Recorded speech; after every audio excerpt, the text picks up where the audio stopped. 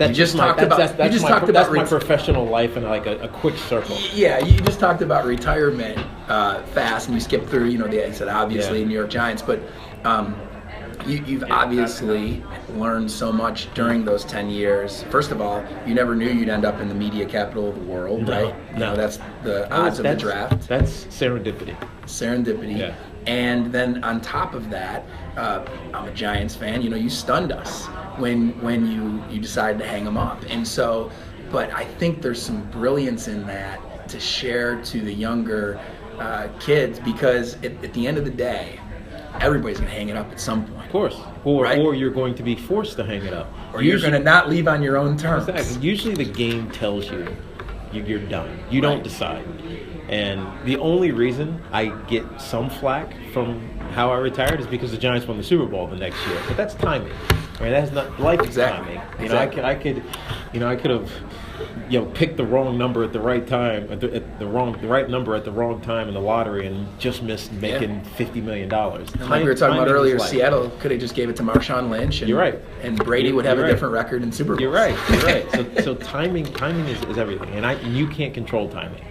You can only control what's important to you. And back to the original point about my mother and how she helped us grow up and wanted us to not be defined by what everybody else wanted you to be defined by. I was very comfortable walking away from the game when I did. Yeah. Because my dreams were going elsewhere.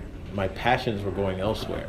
And I know most people would cut off their left pinky finger to play in the probably more to play in the National Football League, but it was past me in my mind, and so I moved on.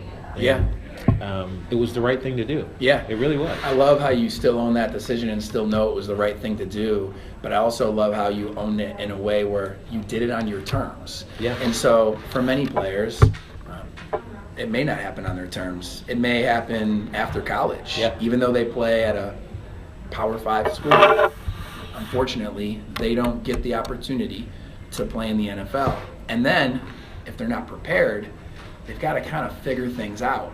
While the guys they played with that did make it are living a lifestyle that is very hard to catch up with. You're right. So just...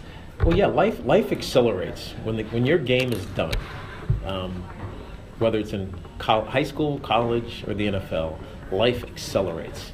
Because when you're an athlete and you're a really good one, things are dictated for you. Your schedule's dictated for you.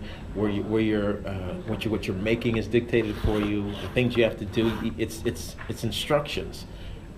When you're done, you become an adult, and especially if you've made it to the professional level, you're actually behind the 8 ball.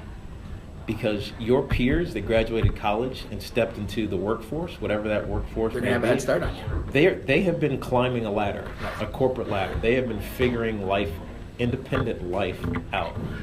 Whereas you get dumped into that, say at 27, 28, say 30, 32. They are so far ahead of you. Now, if you've made a decent amount of money, then you're okay.